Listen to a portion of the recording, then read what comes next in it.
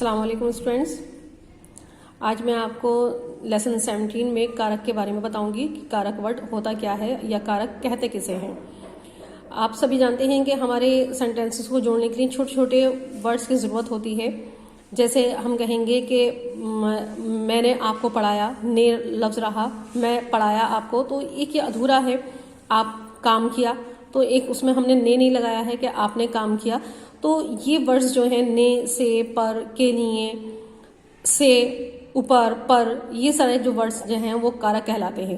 अगर हम ये अपने सेंटेंसेस में अपने वाक्यों में इन लफ्ज़ों का या इन वर्ड्स का इस्तेमाल नहीं करें तो उनका कोई अर्थ नहीं निकलता है।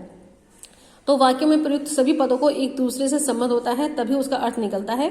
वाक्य में किसी पद का क्रिया के साथ जो संबंध होता है उसे ही कारक कहते हैं। जैसे भारत ने क्रिकेट का वर्ल्ड कप जीत लिया, महिमा ने रास्ते के पत्थर को खिसकाकर एक तरफ कर दिया, बच्चे बस से स्कूल जाते हैं, मोहन ये फल दादा के लिए ले जाओ, फूलदान में से गिर पड़ा, ये निधि का पेंसिल बॉक्स है, माँ छत पर कपड़े सुखाने गई है, अरे लड़के रुक जाओ।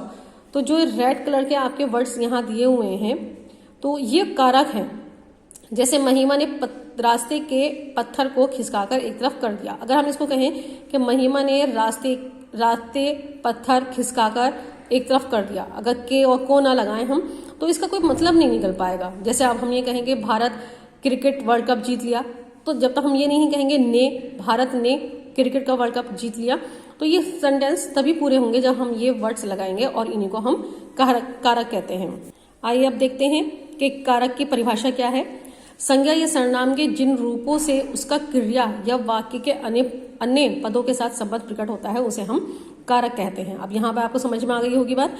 और परसर किसे कहते हैं ये देखना है।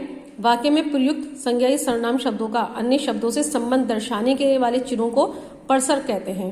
इन्हें विभाजित चिन्ह या कारक चिन्ह भी कहते हैं, विभक्ति चिन्ह या इन्हें कारक चिन्ह भी कहते हैं। अब यहाँ पे कारक के भेद दिए हुए हैं। कारक के 6 भेद होते हैं: कर्ता कारक, कर्म कारक, करण कारक, संप्रदान कारक, अपदान कारक और अधिकरण कारक। यहाँ पर आपका दिया हुआ है पूरा चैप्टर, ये कहिए कि पूरा क्लियर कर दिया गया है कि कर्ता किसे कहते हैं, कर्म किसे कहते हैं, करण किसे कहते हैं। देखिए कारक ये आपके हो गए। कुछ लोग निम्नलिखित 2 भेदों को भी कारक के अंतर्गत रखते हैं, संबंध कारक को और संबोधन कारक को भी। यहाँ पे उसकी डिटेल दी गई है। कर्ता किसे कहते हैं? क्रिया करने वाला, यानी कि कोई काम करने वाला होता है तो उसको हम कर्ता कहते हैं। और इसका परसक जो चिन्ह है वो ने है। पहचान कौन किसने, ये आपको लेसन में डिटेल में बता दिया जाएगा आगे कि क्या रहेगा पहचान। कर्म जिस पर क्रिया का फल पड़े को करण जिस साधन से क्रिया हो उसको करण कारक कहेंगे। संप्रदान जिसके लिए क्रिया की जाए, के लिए इसके पहचान चित्र जो चिन्ह है वो के लिए को है। और अपदान अलग होने के अर्थ में, यानी कि कोई चीज किसी चीज से अलग होती है उससे यहाँ पर उसका परसक रहेगा। संबंध अन्य पदों से संबंध, यानी कि हमारा किसी चीज से क्या है, का, की, के, रा, री, रे, इसकी ये परसक की पहचान रहेगी। अधिकरण क्रिया का आधार, यानी कि जिस चीज पर हम काम कर रहे हैं, में या पर। और संबोधन यानी कि किसी को आवाज देकर बुलाना या बातचीत करना। डायरेक्ट हम एक किसी को आवाज देकर बात करते हैं तो वहां पर हम हे, अरे, ओ लगाते हैं, तो वो संबोधन कारक होता है। सबसे पहले हम कर्ता कारक के बारे में जानेंगे। प्रत्येक क्रिया के साथ कर्ता अवश्य होता है, क्योंकि बिना कर्ता के क्रिया हो ही नहीं सकती। कर्ता प्रायः कोई मनुष्य या प्राणी होता है। जैसे पिताजी ने दुकान से पुस्तकें खरीदी, कुत्ता भौंक रहा है, लड़का गेंद खेल रहा है। तो यहाँ पर गेंद खेल रहा है, भौंक रहा है, दुकान से पुस्तकें खरीदी। तो जब तक हमारा कर्ता नहीं होगा तब तक ये सेंटेंस हमारा पूरा नहीं होगा। तो यहाँ पर कर्ता कारक है, इसलिए यहाँ पर जो जिसके जरिए काम हो रहा है वो यहाँ पर कर्ता कहलाता है। यहाँ पर और क्लियर हो जाता है, क्रिया के करने वाले को कर्ता कहते हैं। वाक्य में संज्ञा सर्वनाम शब्द के जिस रूप से क्रिया के करने वाले का बोध होता है उसे कर्ता कारक कहते हैं। इसका परसक जो है वो ने है। या जैसे राम से चला नहीं जाता, विनोद को सेवा नहीं करनी चाहिए, मुझसे इतनी गर्मी में सोने नहीं जाता, शालू को अपना गृह कार्य पूरा करना चाहिए। तो ये जो है वो आपके कर्ता कारक है। नेक्स्ट है आपका कर्म कारक। राकेश दूध पी रहा है, माँ समाचार सुन रही है, दादी ने नेहा को कहानी सुनाई। ऊपरी वाक्य में दूध, समाचार, नेहा, कहानी शब्द क्रिया से अधिक प्रभावित हैं। हम ये भी कह सकते हैं कि ये कर्ता को सबसे अधिक प्रेरय भी हैं और इसको हम कर्म कहा जाता है। यानी कि कर्ता के जरिए जो काम किया जाता है वह हमारा कर्म कारक कहलाता है। संज्ञा या सर्वनाम के जिस रूप पर क्रिया का फल पड़ता है उसे हम कर्म कारक कहते हैं। इसका पर्षक जो है वो को है। अब आता है करण कारक। करण कारक का मतलब क्या होता है, किससे कहेंगे हम, किसी क्रिया को पूरा करने के लिए आवश्यक साधन होना जरूरी है। जैसे प्रियंका ने फूलों से सुंदर रंगोली बनाई, उन्होंने नाव से नदी पार की, कलाकार ने अपनी उंगलियों से रेत पर पूरा चित्र उकेर दिया। अब यहाँ पर प्रियंका ने सुंदर रंगोली बनाई, किस चीज से बनाई, तो वो यहाँ पर है फूलों से, तो वो करण कारक हुआ।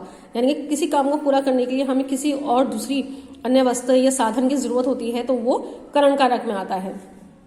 उन्होंने नदी पार की, किस चीज से पार करी, नाव से। कलाकार ने अपनी उंगलियों से रेत पर पूरा चित्र उकेर दिया, यानी कि किस चीज से बनाया, अपनी उंगलियों से। तो यहाँ पर जो होता है वो करण कारक होगा। कर्ता जिस साधन की सहायता से कार्य पूर्ण करता है उसे करण कारक कहते हैं। नेक्स्ट आता है आपका संप्रदान कारक। देने के अर्थ में संप्रदान होता है। जैसे वंशिका ने अपने भाई के लिए सुंदर सी राखी खरीदी, नेताजी ने गरीबों को कंबल बांटे, पिताजी ने मुझे या मुझको नया बस्ता खरीद कर दिया।